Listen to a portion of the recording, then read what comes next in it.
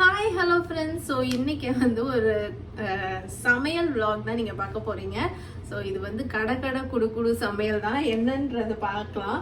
இன்றைக்கி எனக்கு ஒரு ஃபேவரட்டான சமையல், ஏன்னா எனக்கு ரொம்ப பிடிச்ச ஒரு ஐட்டம் நான் வாங்கியிருக்கேன். யூஸ்வலாக பிரியாணி தான் எல்லோரும் நான் என்னோட சேனலில் நிறைய பிரியாணி தான் போட்டிருக்கேன். ஸோ ஃபிஷ் குழம்பும் நான் போட்டிருக்கேன். பட் இன்றைக்கி நான் செய்யும்போது அப்படியே உங்களுக்கும் காட்டிடலாம் அப்படின்னு சொல்லிட்டு தான். ஏன்னா நிறைய பேர் என்கிட்ட கேட்டிருந்தாங்க. ஸோ பார்ப்போமா என்ன பண்ணலான்னு. இன்றைக்கி என்னென்ன வாங்கியிருக்கேன்றதை உங்களுக்கு நான் காட்டுறேன். ஸோ இன்றைக்கி என்ன சமையல்னு பார்த்தீங்கன்னா, நம்மளோட ஃபேவரட்டான மீன். இன்றைக்கி காலைல மீன்கார அண்ணா கால் பண்ணாங்க. ஸோ இந்த மீன் நாங்கள் எங்கேருந்து வாங்குகிறோன்றதையும் நான் சொல்லிடுறேன். இது வந்து நம்மளுக்கு வந்து பிஜே வெட் மார்க்கெட்லேருந்து ஒரு அண்ணா வந்து இருக்காங்க. அதாவது நம்ம சௌமியாவும் மோத்தி அண்ணாவும் நம்மளுக்கு இன்ட்ரோ கொடுத்த ஒரு அண்ணா தான் அவங்க. அதுக்கப்புறம் அங்கே வாங்க ஆரம்பித்ததுக்கப்புறம் அவங்கள்ட்ட தாங்க நாங்கள் ரெகுலராக வாங்குகிறோம். ஏன்னா பாருங்களேன், மீன் பீஸை பார்த்தாலே தெரியுதா எவ்வளோ ஒரு சூப்பர் ஃப்ரெஷ்ஷான மீனுங்க இது. அந்த அண்ணா வந்து நல்லா இல்லைன்னா அவரே கொடுக்க மாட்டார். ஸோ நாங்கள் அவர்கிட்ட தான் ரெகுலராக இப்போ வாங்குகிறோம். அதுவும் நாங்கள் அங்கே போய் கூட வாங்க தேவையில்ல. அவர் எங்களுக்கு லாலா மாவில் போட்டு கொடுத்துருவார். மீனெல்லாம் வந்துச்சுன்னா அவர் லாலா மாவில் எங்களுக்கு வந்து அனுப்பிடுவார். நாங்கள் அவருக்கு மணி ட்ரான்ஸ்ஃபர் பண்ணிடுவோம். ஸோ இன்றைக்கி வந்து 2-3 மீன் சொன்னார். ஒன்று வந்து கண்ணாடி பாறை. இது வந்து கண்ணாடி பாறை அப்படின்னு சொல்லுவாங்க ஊரில். அந்த மீன் பாருங்கள், ஃப்ளஷ் எப்படி இருக்குன்னு. மீன் பார்க்கவே சூப்பராக இருக்குது. கழுவும் போதே தெரிஞ்சிருச்சு. இது வந்து பாம்ஃப்ரெட் கருவாவல். ஸோ இதை வந்து குழம்புக்கு வச்சுட்டு இதில் கொஞ்சம் பீஸும் போட்டு இதை வந்து நம்ம வந்து ஃப்ரைக்கு வச்சுக்க போகிறோம். ஸோ இதுக்கு தேவையான பொருட்கள்லாம் ரொம்ப சிம்பிள் தான். வெங்காயம், சின்ன வெங்காயம், பூண்டு, புளி ஊற வச்சாச்சு. அதுக்கப்புறம் வந்து தக்காளி, ஒரே ஒரு 2 தக்காளி, அப்புறம் பச்சை மிளகாய், அப்புறம் மசாலா ஐட்டம்ஸ். அவ்வளோதான். ஈஸியாக டக்குன்னு நம்ம சமைக்க போகிறோம். எப்படி சமைக்கலான்றதை நான் உங்களுக்கு ஒன்று காட்டுறேன். மம்மி என்ன செய்றீங்க? மீன் குழம்பு, மீன் பொரியல். I can't wait to taste it. Okay, செய்ய போகிறேன். ஓகேவா, நம்ம ஒன்றா பார்க்கலாம். ஸோ ஆன் பண்ணியாச்சு கடாயை. நம்ம வந்து இப்போ எண்ணெய் ஊற்றிட்டு இது பண்ண போகிறோம். இது வந்து நான் தனியாக பிரித்து வச்சுருக்கேன். கொஞ்சம் வந்து மிளகாத்தூள், மஞ்சள் தூள் மட்டும் போட்டு பரட்டி வச்சுருக்கேன். அது வந்து நம்ம இப்போ என்ன மீன் குழம்புல போட போகிறோம். ஸோ இதெல்லாம் வந்து நல்லா கழுவி வச்சுருக்கேன், மஞ்சள் போட்டு. இப்போ இதில் வந்து மசாலா போட்டுக்கணும். மீன் குழம்புக்கு எப்பயுமே நல்லெண்ணெய் தாங்க ஊற்றணும். நல்லெண்ணெய் தான் உங்களுக்கு அந்த மீன் குழம்போட டேஸ்ட்டே கொடுக்கும். ஸோ இப்போ வெந்தயம் போட்டுடலாம். ரொம்பவும் போடக்கூடாது, கசந்துடும். அதனால் ஓரளவுக்கு போட்டுக்கோங்க. நம்ம கட் பண்ணி வச்சுருக்க சின்ன வெங்காயம், பூண்டு.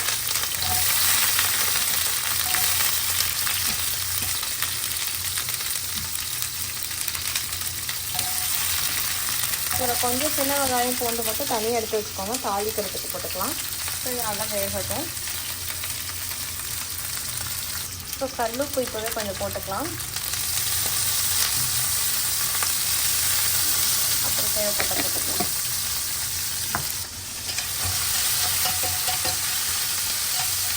எவ்வளோ டக்குன்னு வெந்திருக்கு பாருங்க. சின்ன வெங்காயம் தாங்க நீங்கள் கண்டிப்பாக போடணும் மீன் குழம்புக்கு. சின்ன வெங்காயம், நல்லெண்ணெய் கண்டிப்பாக ஆட் பண்ணுங்கள். இதை வந்து காம்ப்ரமைஸ் பண்ணிடாதீங்க. தக்காளி போட்டுடலாம்.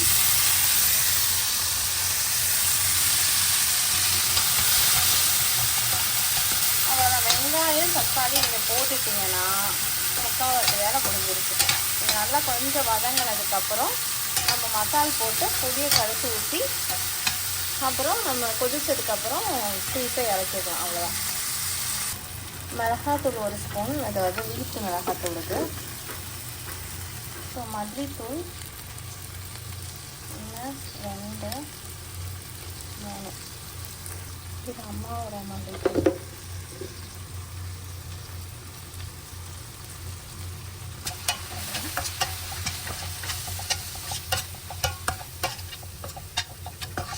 இந்த மசால் வந்து இந்த எண்ணெயில் கொஞ்சம் நல்லா வதங்கிடட்டும்.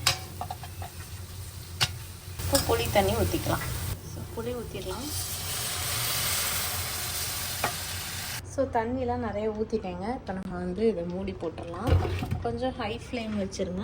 ஸோ கொதிச்சதுக்கப்புறம் நம்ம மீன் போட்டுடலாம். ஓகேவா. இப்போ நம்ம வந்து இந்த மசாலா வந்து பிரட்டிக்கலாம். இதுக்குரிய மசாலா ஒரே ஒரு மாங்காய் வச்சுருக்கேன். ஸோ இதுவுமே நம்ம போட்டுக்கலாம்.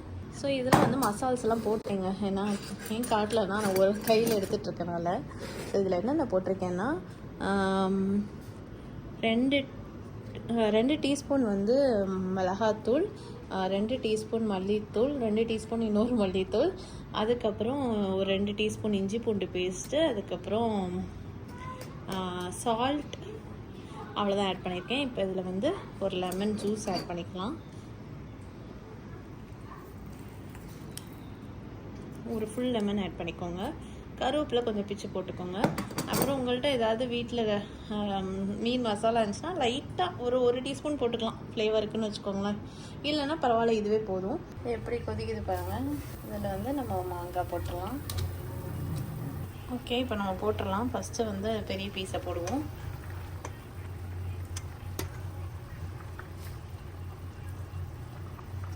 நல்லா அகலமான பாத்திரமாக எடுத்துக்கோங்க. அப்போ தான் உங்களுக்கு வந்து மீன் துண்டு எப்போவுமே வந்து இந்த மாதிரி பெரிய பெரிய பீஸாக தானே இருக்கும். அப்போ அகலமான பாத்திரமாக எடுத்துக்கிட்டிங்கன்னா உங்களுக்கு மீன் துண்டு போடுறதுக்கு ஈஸியாக இருக்கும்.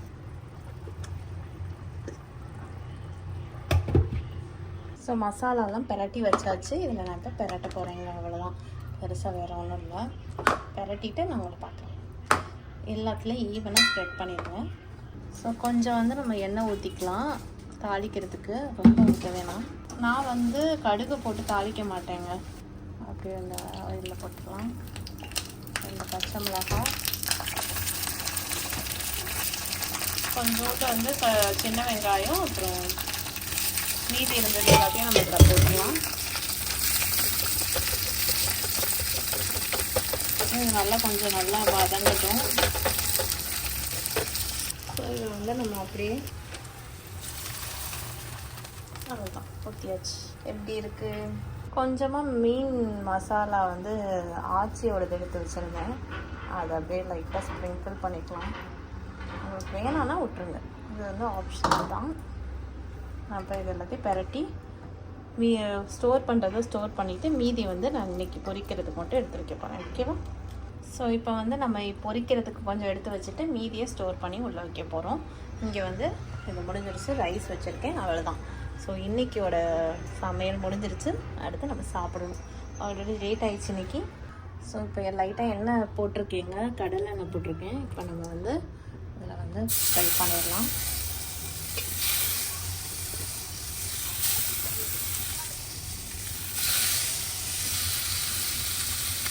இப்போ இன்னொன்று சொல்ல மறந்துட்டேன். இப்போ நீங்கள் வந்து பொரிக்க போகிறீங்கன்னா அந்த டைமில் நீங்கள் வந்து கொஞ்சம் பொரிக்கிறதுக்கு முன்னாடி வந்து அரிசி மாவு கொஞ்சம் ஆட் பண்ணிக்கலாம். ஸோ மொறுமொறுப்பாக வரும் உங்களுக்கு. ஆனால் நீங்கள் ஸ்டோர் பண்ணி வைக்கும்போது நீங்கள் அரிசி மாவு ஆட் பண்ண வேணாம். ஸோ எப்போ செய்கிறீங்களோ அதுக்கு கொஞ்சம் நேரத்துக்கு முன்னாடி அரிசி மாவு நீங்கள் ஆட் பண்ணிங்கன்னா கொஞ்சம் நல்லா கிறிஸ்பியாக வரும். அதே மாதிரி கடலெண்ணெயில் பொரிங்க. நல்லெண்ணெய் டேஸ்ட்டு பிடிக்கிறவங்களுக்கு ஓகே, பட் கடலெண்ணெயில் பொரிச்சா இன்னும் நல்லா மனமாக இருக்கும். அதே மாதிரி கேஸ்ட் அயனில் மறக்காமல் பொரிச்சிருங்க. ஸோ கேஸ்ட் அயன்னா உங்களுக்கு அந்த ஒரு ஃப்ளேவர் கொடுக்கும், நல்லா ஒரு ஃப்ளேவர். அந்த ஃப்ரைக்கு வந்து நல்ல ஃப்ளேவர் கொடுக்கும். சில பேர் எண்ணெயில் டீப் ஆயிலில் வந்து ஃப்ரை பண்ணுவாங்க. ஸோ நான் ரீசன்ட் இயர்ஸாகவே நான் வந்து டீப் ஆயில் ஃப்ரை பண்ணுறதில்ல. ஸோ நான் இந்த மாதிரி ஷாலோ ஃப்ரை தான், அதாவது நம்ம தோசைக்கல் இல்லைன்னா இந்த மாதிரி தவாலாக ஃப்ரை பண்ணுறது தான். கொஞ்சம் எண்ணெய் போட்டு ஓகே நான் ஃப்ரை பண்ணிட்டேன்.